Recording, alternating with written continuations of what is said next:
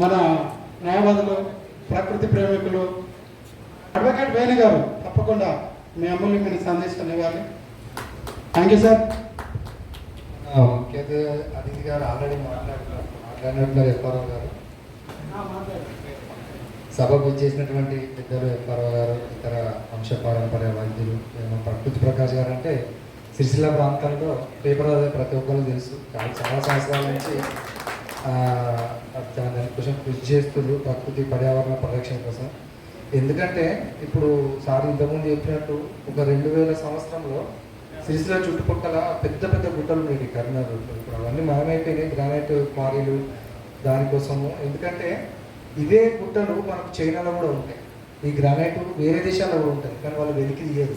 వాళ్ళు కేవలం వాళ్ళ స్థానిక అవసరాల కోసం గోళ్ళు, రూకళ్ళు, మనము వైద్యంలో ఆయుర్వేద వైద్యంలో మీరు వాడేటువంటి అవి ఉంటాయి కదా, అట్లాంటి వాటి కోసం మాత్రమే వాళ్ళు వాల్యూ యాడ్ చేయడానికి మాత్రమే రాళ్ళను వాడుకుంటారు.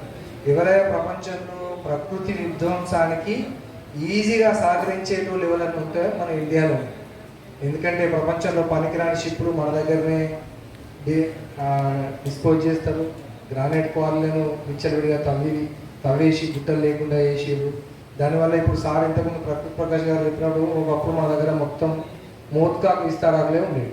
అసలు అప్పుడు పల్లెం అవసరమే ఉండకపో. ఎందుకంటే మన ప్లాస్టిక్ ప్లేట్ అనేది మనకు తెలియలేదు ఒక 20-25 ఇయర్స్ క్రితం. ఎక్కడికి పోయినా మోత్కాకు విస్తార లేకుండా ఉండే. ఇప్పుడు కూడా మన సిరిసిల్లలో కూడా చాలా అద్భుతంగా చాలా మంది తయారు చేస్తారు. ఒక 4-5 యూనిట్లు ఉన్నాయి. కాకపోతే ఈ మోతుకు ఆకులు, విస్తరాకులు తినడం వల్ల ఆయుర్వేదంలో కూడా మంచి ప్రశస్తమైంది అనుకుంటున్నాం. ఒక్కొక్క ఆకులు తినడం వల్ల ఒక్కొక్క రకమైనటువంటి గుణం ఉంటుందని తెలుసు మనకు. రావాకు ఒక గుణం ఉంటుంది, బాదాం ఆకు ఒకటి, మోత్కాకు ఒకటి. అట్లా మోత్కాకులు అనేది ఇప్పుడు సిరిసిల్లో కూడా యూనిట్లు చాలా అయినాయి. వాళ్ళు ఈ ప్లాస్టిక్ ప్లేట్ బదులు మోత్కాకు ప్లేట్ తయారు చేస్తారు. కాకపోతే ఈ రియల్ ఎస్టేట్ వెంచర్లు చేయడము, తర్వాత ఈ గుట్టలు నరిపేయడం వల్ల వాటికి మోత్కాకు స్థావరాలైనటువంటి భూమి తక్కువ కావడం వల్ల వాటికి ఆ మోత్కాకు విస్తరాకులు వాళ్ళకి సప్లై సరైన విధంగా ఉండట్లేదు. ఇప్పుడు ప్రకాష్ గారు లాంటి వాళ్ళు మోత్కాకు లాంటి సీడ్ బాల్స్లో ఎక్కువ చేసినట్టయితే అద్భుతంగా వాళ్ళకి సరిపడేంత వాళ్ళకి సప్లై ఉంటుంది. వాళ్ళు కూడా బాగా ప్రొడక్షన్ చేయగలుగుతారు. మొట్టమొదట ఇది తయారు చేసింది ఎక్కడ అంటే మంచిర్యాల, నిర్మల్ ఏరియా. మొట్టమొదట మోత్కాకుతోని విస్తరాకులు తయారు చేసింది పేపర్ ప్లేట్లు నిర్మల్ ఏరియాలో ప్రారంభించింది. తర్వాతనే ఇక్కడికి వచ్చింది. అక్కడ ఒక 6 సంవత్సరాల క్రితమే వాళ్ళు ప్రారంభించారు మోత్కాకుతో. ఇంకొకటి ఈ ఔషధ మొక్కల విజ్ఞాన సంస్థ అనేది మనకి ఇక్కడ ఏర్పాటు చేసుకోవడం మంచి విషయం. ఎందుకంటే మన భారత సాంప్రదాయంలో ఉంది ఒకటి ఆయుర్వేద వైద్యం. ఇది ప్రపంచానికి మొత్తానికి అసలు ఆయుర్వేద వైద్యాన్ని అసలు మనము అందించిందే భారత్. ప్రాచీన వేల సంవత్సరాల క్రితమే మనలో శస్త్రచికిత్సలు చేసిరు. దానికి సంబంధించినటువంటి ఇక్కడ భారతదేశంలో ఉన్నటువంటి నాకు తెలిసి ఇంత గొప్ప ఔషధ మూలికలు ప్రపంచంలో ఎక్కడ లేవు. దానికి కారణం కూడా మన ప్రత్యేకమైనటువంటి ప్రకృతి, ఈ ఋతుపవన అరణ్యాలు. ఎందుకంటే మన దగ్గర ఉత్తరాన హిమాలయాల్లో ఒక ప్రత్యేకమైనటువంటి మొక్కలు ఉంటాయి, మధ్య భారతదేశంలో ప్రత్యేకమైన మొక్కలు ఉంటాయి, పశ్చిమ భారతదేశంలో నిరంతరం వర్షం పడేటువంటి ప్రాంతంలో ఉండేటువంటి ఔషధ మొక్కలు సపరేట్గా ఉన్నాయి. దక్షిణ భారతదేశంలో ఈ ఆకురాల్చు అరణ్యాల్లో ఉండేటువంటి ఔషధ మొక్కలు ప్రత్యేకంగా ఉన్నాయి. నేను మొన్న అరుణాచలం పోయినప్పుడు చూసిన, అక్కడ మన తంగేడు పువ్వును వంట చేసుకోవడానికి వాళ్ళు అమ్ముతారు. చిన్న గల్జీరు అని ఉంటుంది. చిన్న గల్జీరు, మన పెద్ద గల్జీరు చిన్న ఆకులు ఉంటాయి. యాక్చువల్గా ఔషధ మొక్కలలో మంచి ప్రాపర్టీస్ అది కూడా వాళ్ళు వండుకుంటారు. మా సిరిసిల్లలో గొప్పతనం ఏంటంటే మా దగ్గర ఒక 15 నుంచి 20 రకాల ఆకుకూరలు దొరుకుతాయి. మనకు తెలిసి అందరికీ దాదాపు ఒక 10 కంటే ఎక్కువ తెలిసి ఉండేవి వేరే ఊళ్ళలో. ఇక్కడ బుడ్డగాష ఆకు ఉంటుంది. బుడ్డగాష పండు మనం చిన్నపిల్లలు అది టమాటాలాగా ఉంటాయని తింటారు, కానీ అది ఆయుర్వేదంలో గొప్ప ఔషధాన్ని తర్వాత తెలిసింది. తెల్లగల్జేరు, ఆ శతావరాన్ని దాని మీద తర్వాత మాకు తెలిసినవి. మేము తినే ఆకుకూరలన్నీ కూడా ఔషధాలని. తెల్లగల్జేరు ఏ పొలంలో అంటే యాక్చువల్లీ మందులు కొట్టినప్పుడు ఇది బాగా పెరిగేది. కారణం ఏంటంటే మన తెలంగాణలో ఈ 2 పంటలే ఉండేవి ఒకప్పుడు. ఏది వర్షాకాలంలో ఒకటి, వర్షాకాలం తర్వాత శీతాకాలంలో వేసేటువంటి పప్పు ధాన్యాలు ఒకటి. ఎండాకాలంలో పొలంలో పంటలు వేసేటోళ్ళు కాదు. అప్పుడు పెరిగే పంటలు ఎప్పుడైతే తొలకరి వానలు వచ్చేసరికి పెరిగే పంటలు మనకి ఇట్లాంటివన్నీ ఉండేవి. దీని మీద మనకు డెక్కన్ డెవలప్మెంట్ సొసైటీ డిడిఎస్ వాళ్ళు ఈ జహీరాబాద్ ఏరియాలో పాత పంటల పండు కానీ మన ఔషధ మొక్కలతో కొన్ని వందల రకాల ఆకులు, తినదగిన ఆకులను వాళ్ళు ప్రతి ఆగస్టులో ఒక ఫెస్టివల్ పెట్టి వచ్చిన వాళ్ళందరికీ జొన్న రొట్టెలు, ఈ పాత ఏదైతే మనం పాత ఆకుకూరలు ఉన్నాయో మన పెద్దవాళ్ళు అవి స్వీకరించి ఔషధం అని తెలియకుండానే వాటిని ఆహారంగా స్వీకరించి వాళ్ళు ఎంత మంచిగా జీవించారు. ప్రతి సంవత్సరం ఆగస్టులో జరుగుతుంది. చాలా గొప్పగా వాళ్ళు అక్కడ ప్రజలకు ఆ విజ్ఞానాన్ని అందిస్తున్నారు. పొలాలు గట్ల పొంటి ఎక్కడ పడితే అక్కడ వెలిగేటువంటి చెట్లను ఎంత ఔషధ విలువలు ఉన్నాయి అనేటువంటి మనకు డిడిఎస్ వాళ్ళు చాలా గొప్పగా ప్రచారం చేస్తున్నారు. వాళ్ళు అసలు మందులు లేని వ్యవసాయం కూడా చేస్తున్నారు. చాలా గొప్పగా వాళ్ళు ఆ డిడిఎస్ వాళ్ళు అక్కడ ఉన్నటువంటి రైతులందరికీ సహాయం చేస్తున్నారు. తర్వాత ప్రజలకు కూడా వేయడం జరుగుతుంది. ఇట్లా మనకు ఔషధ ఈ ముఖ్యంగా ఈ హెర్బల్ ఏదైతే ఉందో వీటితో వైద్యం చేయడం అనేది మన భారతదేశంలో చాలా ప్రాచీన కాలం నుంచి ఉన్నది. కాకపోతే ఇప్పుడు ఎప్పుడైతే అల్లోపతి వచ్చిందో ప్రతి దానికి కూడా శాస్త్రీయంగా నిరూపణ చేయవలసినటువంటి ఆనందయ్య మీద కూడా మనకు చాలా ఇబ్బందికరమైన పరిస్థితి ఎదుర్కొన్నాడు. దాని సైంటిఫిక్ ప్రూఫ్ ఏంటంటే అది వాడుతున్నాం తక్కువ, అది తరతరాల నుంచి చాలా వేల సంవత్సరాల నుంచి మనకు తెలుస్తుంది. కాబట్టి దాన్నే మనము శాస్త్రీయంగా ప్రామాణికంగా తీసుకొని వాడుతున్నాం. మనకు తెలుసు ఇప్పుడు పసిరికలు ఉంటాయి. నాకు తెలిసేది నేను చిన్నప్పటి నుంచి చూస్తున్నా ఇంతవరకు పసిరికలు వచ్చిన వాళ్ళకు అల్లోపతిలో మంది ఏం రాదు. ఎందుకంటే నాకు స్వయంగా నాకు ఎక్స్పీరియన్స్ 7th క్లాస్లో నాకు పసిరికలు వస్తే మాకు పూర్ణచంద్ర డాక్టర్ అండి, చాలా గొప్ప వ్యక్తి. ఆయన మాటలతో సగం తగ్గిపోయి సత్యసాయి భక్తుడు ఆయన విభూతి ఇచ్చేటోడు. విభూతికి ఏం పవర్ ఉందని అంటే మన హోమియోపతితో మనం చెప్పచ్చు. ఆయన చెప్పింది స్వయంగా ఎట్లాగో మేము అల్లోపతిలో మేము మందులు రాసినా కానీ మీరు అది వాడరు, మీరు ఎట్లాగో మళ్ళా పోయి చెట్ల మంది తాగుతారు కాబట్టి పోయి తాగదు, ఎట్లాగో మీరు తగ్గిపోతారని చెప్పి పంపించింది ఆయన. ఇక్కడ నేను శబరి దగ్గర ఒక చాలా కొంచెం దగ్గర అరణ్యం లోపల ఒక యాదవ్ సంబంధించిన వ్యక్తి ఆ మేకపాలలో కలిపిపోతాడు. చాలా అద్భుతంగా పనిచేయండి, తగ్గిపోయింది కూడా మనందరూ తెలుసు. మరి ఇంత తీవ్రంగా విమర్శిస్తారు అప్పుడప్పుడు. మనకు రీసెంట్గా అల్లోపతిలో చాలా మంది అంటే అందులో కూడా మనకు మిత్రులు ఉన్నారు. అయినప్పటికీ కూడా అది శాస్త్రీయమే అయినప్పటికీ కూడా మనము ప్రకృతి అందించినటువంటి ఔషధ మొక్కల విజ్ఞానాన్ని కూడా వాడుకొని చిన్న చిన్న వాటితో పాటుగా ఇప్పుడు సోరియాసిస్లో నేను మా కజిన్ ఉంటుంది, ఒకసారి నేను పోయేసరికి మనకు తెలుసు అల్లోపతిలో అసలు ఇంతవరకు నాకు తెలిసి పసిరికల మందు లేదండి. వాళ్ళు కేవలము మనకు పథ్యం చెప్తారు, ఎందుకంటే సాఫ్ట్ ఫుడ్ తినండి తగ్గించుకోండి, అంతకుమించి ఏం లేదు. వాళ్ళు న్యూ 52 రాస్తారు, అది మళ్ళీ హెర్బల్ మెడిసిన్ తప్ప అల్లోపతి దానికి మందేం కనుక్కోలేదు కెమికల్ సంబంధించి. ఇంకొకటి ఒకసారి మా కజిన్ దగ్గరికి పోయినప్పుడు చెయ్యి మొత్తము సోరియాసిస్ ఇక్కడ చూసి చెప్తుంది. ఆమెకి మొత్తం పగుళ్ళు ఏర్పడి తీవ్రంగా బాధపడుతుంది. ఆమె ఎంత కన్నీళ్ళ పర్యంతం అవుతుంది. సర్ఫ్లో చేతి పెడితే ఆమెకు అసలు మంట లేచిపోతుందట. నేను వెంటనే చెప్పిన మా ఇంట్లో ఒక 15 సంవత్సరాల పాటు యునాని డిస్పెన్సరీ ఉంది. యునాని అంటే మన ఆయుర్వేదానికి మరో రూపమే. అది అరబ్ దేశాల వాళ్ళు ఏం చేసిరంటే ఆయుర్వేద ఔషధాలను వాళ్ళు అక్కడ వాతావరణంకు డైరెక్ట్గా స్వీకరించడం కరెక్ట్ కాదు కాబట్టి వాళ్ళు దాన్ని మన దగ్గరకు వచ్చి ఇక్కడ విద్య నేర్చుకొని అరబ్ దేశాలకు ఎడారి ప్రాంతాలకు తగినట్టుగా మన ప్రాచీన వైద్యులు వాళ్ళకు అక్కడ ఎట్లా ప్రయోగించాలి అనుపానం మనకు తెలుసు. కొన్ని ఔషధాలకు మనము ఆవు పాలు తీసుకుంటాం, లేదా నెయ్యి తీసుకుంటాం, వేడి నీళ్ళతో తీసుకుంటాం. అట్లా వాళ్ళకు అనుపానం చేంజ్ చేసి యునాని మెడిసిన్గా డెవలప్ చేసేది. అయితే మనకు హైదరాబాద్లో ఏది national skin diseases research centre అని యునాని వాళ్ళు. అయితే నేను మా కజిన్కి చెప్పడం జరిగింది, అక్కడ నువ్వు కర్నాల్లో ఏదో హాస్పిటల్ ఇంత పెద్ద దస్త్రం తయారైంది మన దగ్గర ప్రిస్క్రిప్షన్. నేను చెప్పిన ఇవి వాడుకుంటే ఎన్ని రోజులు వాడుకుంటావేనా, నీకు మా అంటే అల్లోపతిలో కొంచెం మాయిశ్చర్ చేయడానికి ఒక క్రీమ్ రాస్తారు తప్పించి ఎన్ని రోజులైనా తగ్గదు, శాశ్వతంగా వాడుకుంటూనే ఉండాల్సి వస్తుంది. కాబట్టి ఒకసారి నువ్వు అక్కడికి ఆ రీసెర్చ్ సెంటర్ మంచిగా ఉంది, వాళ్ళు ఆ హెర్బల్ సంబంధించిన మంచి ట్రీట్మెంట్ చేస్తారంటే ఆమె వేయింది. ఇప్పుడు ఆమెకు గతంలో కంటే కూడా మంచిగా ఆ పాత చేతుల కంటే కూడా ఇంకా మంచిగా ఉన్నాయి, ఇంకా బాగా.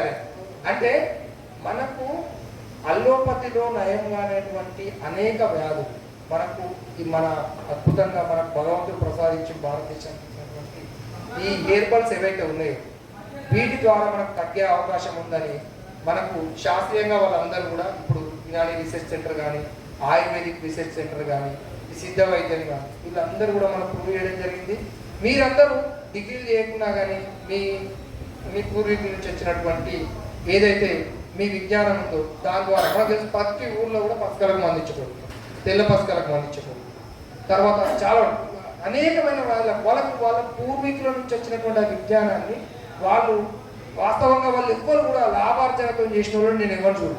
ముఖ్యంగా మూలిక వైద్యులు ఎవరు లాభార్జనతో చేసిన వాళ్ళు ఎవరు చూడండి, వాళ్ళకి వచ్చినటువంటి విజ్ఞానాన్ని ఉపయోగించుకొని 10 మందికి వాళ్ళు అసలు చాలా మంది డబ్బులు కూడా తీసుకోరు, 5 10 వాళ్ళు పెట్టుకుంటారు. అట్లా చాలా గొప్ప విషయము. కాకపోతే ఏంటంటే ఇప్పుడు ఈ ఆధునిక కాలంలో ఈ సైంటిఫిక్ రీసెర్చ్, ఈ మీడియా ఇవన్నీ ఏమిటి చాలాసార్లు అలోపతి వైద్యులు కానీ లేకపోతే ఏదో కొన్ని సంఘాలు కానీ వాళ్ళు కానీ కొన్నిసార్లు ఏదైనా ఇబ్బంది అయినట్టయితే న్యాయపరంగా మీరు చిక్కులు ఎదుర్కొనే అవకాశం ఉంది. ఏ గారు అందువరకు అడిగారు మరి మీకు ఏమైనా డిగ్రీ ఉందా అంటే మన దగ్గర చాలామంది ప్రాచీన కాలం నుంచి వాళ్ళకి వచ్చినటువంటి ఈ అనుభవ వైద్యాన్ని చేస్తున్నారు. దాన్ని ప్రభుత్వం కూడా ఎక్కడ అపేక్ష ఎప్పుడైనా మనకు కట్లు కడతారు ఎముకలకు, పెద్ద పెద్ద లింగాపూర్, ఝాన్సీ లింగాపూర్ అని ఉంటుంది, చాలా ప్రాంతాల్లో ఉంది. హైదరాబాద్లో కూడా మనం చాలామంది ముస్లింలు కూడా చాలామంది వాళ్ళకి అనువంశంగా వచ్చినటువంటి వైద్యాన్ని చేస్తారు.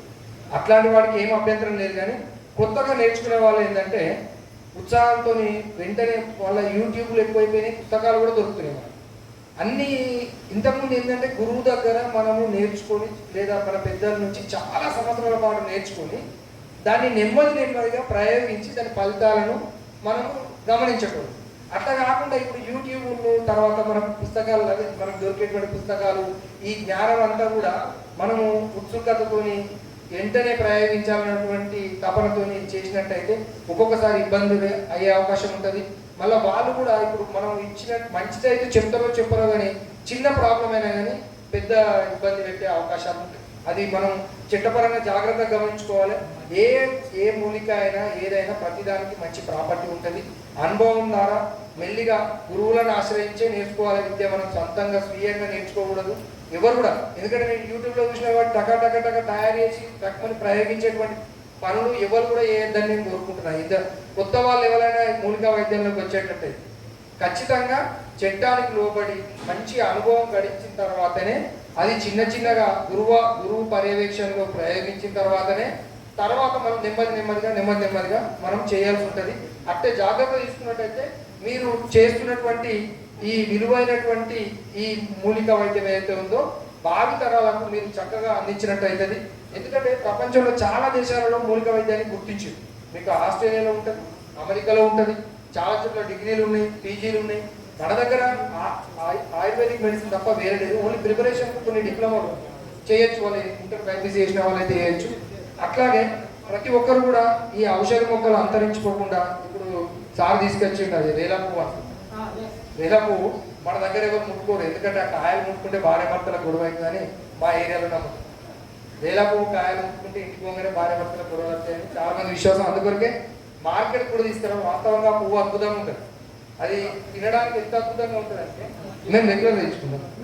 ఎక్కడ చాలా అద్భుతంగా ఉంటుంది సార్ అది. ఎందుకంటే నేను చెప్తున్నా, ఎందుకు తీసుకురారని రైతులను మార్కెట్లో అడిగితే చెప్తారు. ఏంటంటే సార్ ఆ కాయలు మన చేయి దాటితే భార్య భర్తల గొడవ అవుతుందని చెప్పి ఒక నమ్మకం ఉంటుంది కాబట్టి ముట్టుకోమంటారు. ఇప్పుడు నేను తెంపుకొచ్చినప్పుడు కూడా కాయలు తెలవకుండా మెల్లగా పువ్వు తెంపుతున్నాను. సిద్దిపేటలో చూసినట్టయితే మీకు డివైడర్లో మొత్తం రేలా పువ్వు చెట్టు, సిద్దిపేటలో హరీష్ రావు గారు మొత్తం రేలా పువ్వు చెట్టు పెట్టి. ఇంకా చాలా చెప్పనుంది, ఎందుకంటే ఇదంతా మన లైఫ్కి సంబంధించింది. ఈ ఔషధ మొక్కలు అనేటువంటి వాస్తవంగా మన జీవితమే, మన జీవిత విజ్ఞానం. ఇది ఎందుకు మనకు తెలియని బ్రహ్మ పదార్థం కూడా కాదు. కాకపోతే మనకు ఎవరిని వారు, ఇంకా ముఖ్యంగా చెప్పేది ఏంటంటే మీరు ముఖ్యంగా ప్రచారం చేయాల్సింది ఎవరిని వారు ప్రయోగించారు. చాలా మంది మీరు ప్రచారం చేయాల్సింది ఏంటంటే మీకు ఆ మొక్క తెలుసు కదా ప్రయోగించుకోకపోయి ఎప్పుడు కూడా చెప్పకూడదు. ఎందుకంటే మనకు తెలుసు ఇప్పుడు కొండపిండి ఆకుంటుంది. చాలా మంది నాకు తెలిసినంత మాత్రం నాకు తీసుకోవాల్సి పోతాను. ఎందుకంటే మీకు అనుభవం ఉంటుంది, అది తెంపాల్సిన కాలం మీకు తెలుసు, ఏ సమయంలో ప్రయోగించాలి, దానికి పథ్యం ఏది చెప్పాలి, ఇట్లాంటి విషయాలన్నీ తెలియకుండా కేవలం మీరు మూలిక మొక్కలు వాటి ప్రయోజనాలు ప్రచారం చేసినట్టు ఏమవుతుందంటే ఎవరిని వాళ్ళే తెచ్చుకొని ప్రయోగించుకునే అవకాశాలు ఉంటాయి. అది అది ఏమవుతుందంటే మంచి ఆహారం కూడా మనం సరిగా తినకపోతే ఎట్లయితే విషంగా పరిణమిస్తుందో ఔషధ మొక్కలు కూడా ఇప్పుడు మనకు జీలకర్రనే ఉంది, గొప్ప ఔషధం కానీ ఎక్కువ తక్కువ తింటే అది కూడా ఇబ్బంది పెట్టే అవకాశం ఉంటుంది. ఏదైనా అంతే. కాబట్టి మీరు మంచిగా ఔషధ మొక్కలను ప్రయోగించడంతో పాటుగా ప్రజలకు కూడా మంచి ప్రచారం చేయాలని కోరుకుంటూ ఈ అవకాశం తెలుసుకుంటే తెలియజేస్తాను.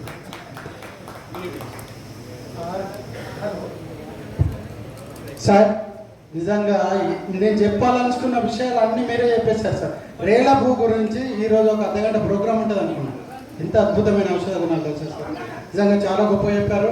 మీరు వైద్యంలో లేనప్పటికీ వైద్యము ఎలా రిస్క్ అవుతుంది, గురు పరంపర లేకుండా వైద్యం చేస్తే ఏం ప్రమాదాలు వస్తాయి, ఒక గురువు దగ్గర క్షుణ్ణంగా నేర్చుకొని ఆ గురువు ఆధ్వర్యంలోనే మనము చికిత్స చేసినట్లయితే మంచిగా నేర్చుకున్నట్లయితే బాగుంటుందని చాలా అద్భుతంగా చెప్పారు. ఇది మనం తప్పకుండా ప్రతి ఒక్కరం గుర్తుంచుకోవాలి.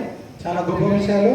రేల పువ్వును ఎక్కడ కనపడ్డా తీసుకెళ్ళి పప్పులు వేసుకొని తినండి. కీళ్ళ నొప్పులో పనిచేస్తాయి, ఫైల్స్ కంప్లైంట్లో పనిచేస్తాయి, ఒక సంవత్సరం పాటు కీళ్ళ నొప్పులు రాకుండా వస్తాయి. రేలకాయ గుజ్జు గురించి కూడా మీకు తెలుసు, చాలా అద్భుతంగా పనిచేస్తుంది. రొమటాయిడ్ ఆర్థరైటిస్లో రేల పువ్వు, రేల కాయ గుంజు చాలా చాలా పనిచేస్తుంది. ఇంతకుముందు మోదుగు పూల గురించి చెప్పారు. మోదుగు ఆకులే కాదు, మోదుగు పువ్వుల కషాయం గురించి కరోనా ఆనందయ్య గురించి ఇదివరకు డిస్కషన్ వచ్చింది. కరోనా ఆనందయ్య గారు నేను కలిసి హైదరాబాద్లో పనిచేస్తున్నాము. ఆ ప్రతిసారి వచ్చినప్పుడల్లా మేము చాలా ప్రోగ్రామ్స్ చేస్తున్నాము. అమృత నిర్గుండ కషాయాన్ని కరోనా ఆనందయ్య గారు మేము కలిసి ఇస్తున్నాము. గట్కేసరికి నెలకోసారి వస్తారు. మేమిద్దరం కలిసి పనిచేసింది. చాలా మన గ్రూపులలో కూడా పెట్టారు.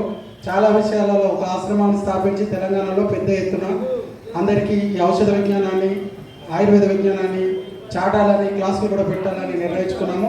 అవన్నీ మీకు లంచ్ తర్వాత మనము కార్యవర్గము ముందు ఏ విధంగా ముందుకెళ్ళాలి, మనం ఏ విధంగా ఔషధాలు తయారు చేయాలి, తయారు చేయడానికి ఏమేమి చేస్తున్నామో అవన్నీ ఉంటాయి. దయచేసి వెళ్ళిపోకండి. తిన్న తర్వాత మంచిగా కూర్చున్నాం, రౌండ్ టేబుల్లో మాట్లాడుకుందాము. రవితేజ